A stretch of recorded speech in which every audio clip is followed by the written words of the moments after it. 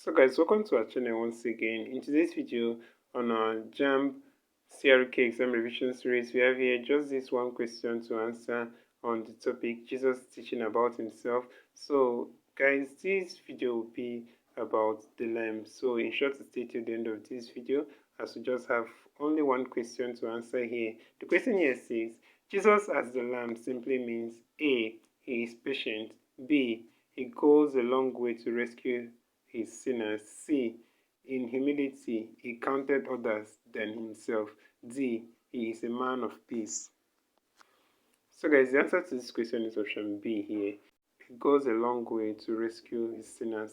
And that's it for this question, guys. So this is where we'll end this video for today. If you enjoyed this lesson, please give it a thumbs up. Don't forget to subscribe to this channel if you're not yet a subscriber. Also, if you have any specific question regarding this video, you can drop your question on the comment section below and we'll be sure to give you a response.